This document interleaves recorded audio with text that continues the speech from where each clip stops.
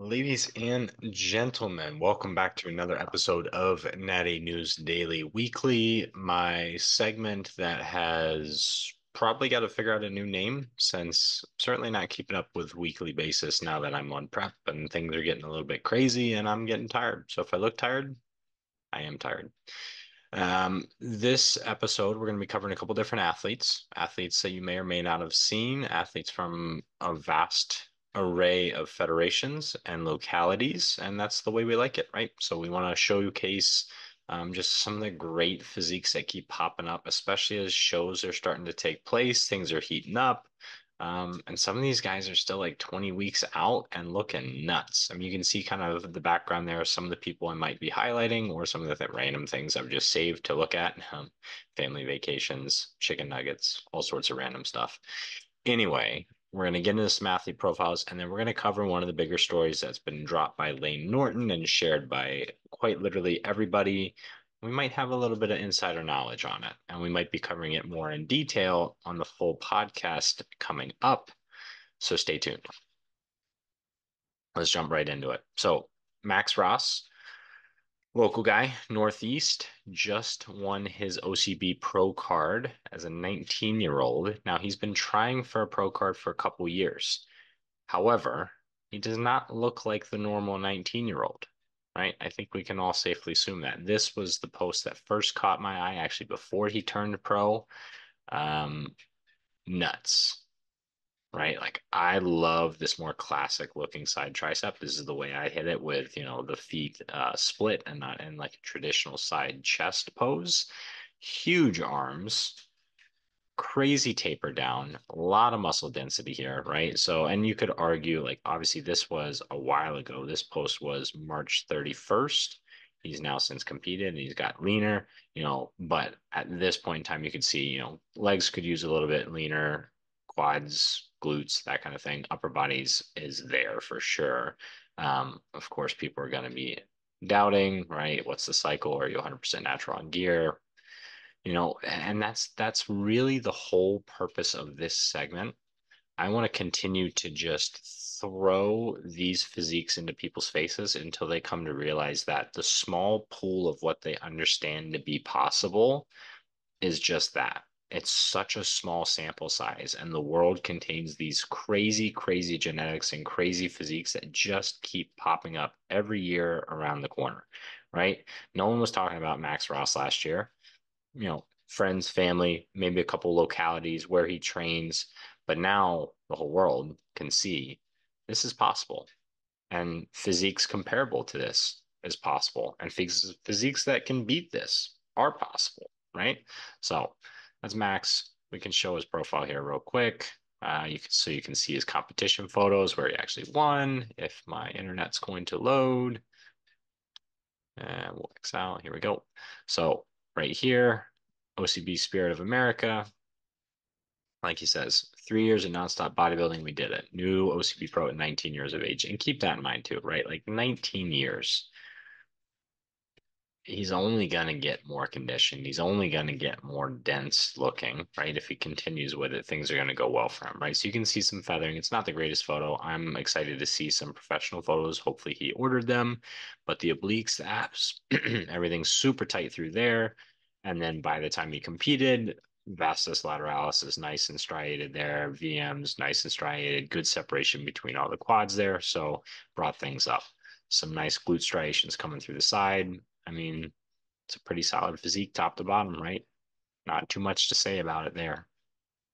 Pretty wicked looking, most muscular. So congrats, Max. And I believe he had an NPC Northeast show coming up in a couple weeks after his OCB show. So we'll see how he does with that. Another natural representing within the NPC and taking it to the untested side. We won't say the enhanced side because maybe some of them aren't. All right. Next one. This guy's a freak. I really don't even need to say much. James Alabaster, I covered him last year. We covered him in detail last year. Obviously, the lighting here is fantastic. He tags Nick's Strength and Power with a goon light, which for sure, fantastic lighting, but dude could be standing in whatever lighting he wants, and he's going to look just absolutely nutty. Um, Yeah, there's not much more to say other than just like let's just watch this film together a couple times, because that's insane, right? Like just the taper, the density, the aesthetics for someone as large as him, the fact that he's a natural and is as large as he is, it's it's pretty insane. And it's funny because this isn't actually the post I was going to originally highlight. The first one I saw was this posing video right here, which looks just super, super aesthetic. I mean, the quads are massive, but striated, tiny waist, tight stomach, great posing. Um, yeah, saw this post and saved it and then was gonna cover it. And then he posts the other one, which is just somehow even better, right? So just just a great athlete. He's gonna win whatever he competes in, right? I'd put money on it. So I would love to see him against some of the big guys that we've seen winning world titles. I think he's certainly going to win some world titles in his competitive career. Time will tell, though. Okay, moving on. This is one of AJ's clients. Click, right? So I just want to make sure the actual name. Scroll up, Jacob. Yeah, Jacob Delara. Another one. I think I'm really just fanboying this episode, right? I'm just going to keep showing you physiques that I'm jealous of and know that I will never look like. But right, so another younger individual, great top to bottom build.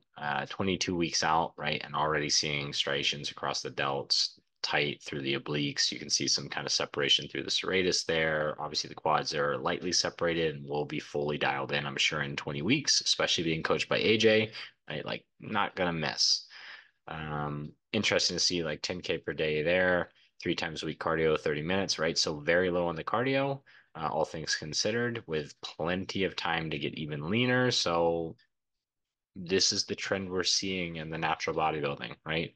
Longer preps, slower preps, starting leaner, holding on to muscle maybe a little bit better, right? So it's all about that positioning. Where are we starting our prep at, right? We're not trying to crash diet for 12 weeks anymore. I don't think anybody I know does a 12-week diet anymore. The average is like 20, 24. And honestly, that's even expanding in the last couple of years because of the physiques that I'm showing you guys, right? Like it just takes that much more to get to this level and people are realizing it. And if you want to compete and you want to win that pro card or be competitive as a pro, you got to bring the conditioning, but you can't do it at the sake of losing the muscle mass. So you got to find that happy medium, which means longer, slower preps, right? And AJ's one that's got the formula kind of figured out. Definitely puts out some good athletes across different stages, across different countries, year after year. So we'll see. We'll see what happens with that one, right? And then finishing off, this is actually another local athlete, Rochester-based Liz. I just gotta highlight this, right? Because people talk about like the standard of female bodybuilding, and we see individuals like Natalie who like were super diced, and just like blew everyone away and maybe that's like the unicorn, but I really don't think it is.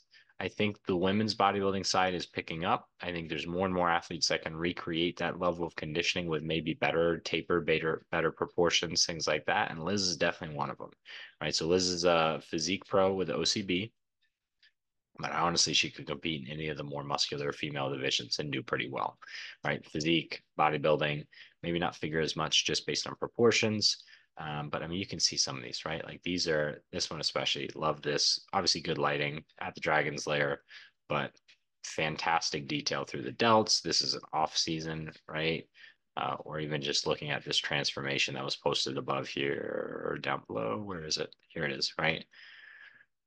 So April of 23 to April of 24, right? And won a pro card in the fall of this year, right? So the photos from stage that I'm about to show you, she already did a crazy transformation just within 1 year and now is in the gaining phase. I mean, just look at the taper there, right? From the quad down to the waist back out to the lats, just super wide.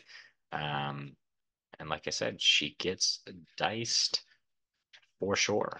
This was not the post I want to click on. Happy fingers here. Oh boy. Segment derailed. Right here. I mean,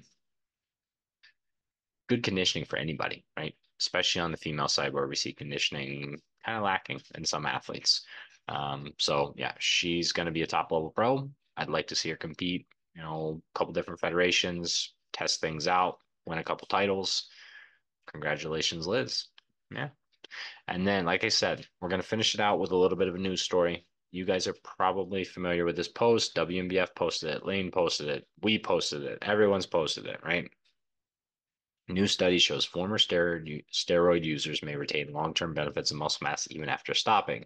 They were looking at myonuclei density and muscles of non-users versus users. Um, and I'm gonna just go ahead and say, like, I'm repeating some of this. This is well above my pay grade, right? And you can see some notable people, Andrew Chappelle here, obviously PhD, Lane Norton, WNBF chimed in, right? Like, Um, there's a lot for sure. A lot of commentary, a lot of people talking about this. Um, and they go on to say, talk about muscle memory and how higher levels of nuclei kind of like hold on to that and maybe help you kind of rebound a little bit quicker when you start to train.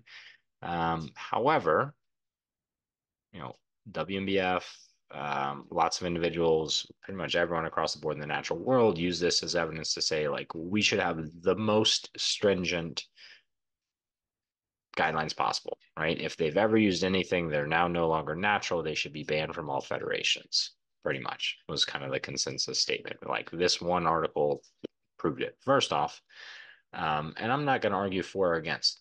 I'm going to detail something that someone who does know a lot on the topic said to me. I'm going to quote, and just my own 2 cents, right? Like, in no area of peer-reviewed literature, evidence-based practice, evidence-informed practice, do we base all of our assumptions on one study, nor should we, right? So while this points in one direction, results need to be repeated. There needs to be a consensus across multiple pieces of literature before we can guarantee that this is the case, right? It needs to be replicated, needs to be tested. Other hypotheses, that is a hard word to say, need to be tested, right? So while this is a piece of evidence, it is not the evidence, right? It's not the smoking gun, as they say.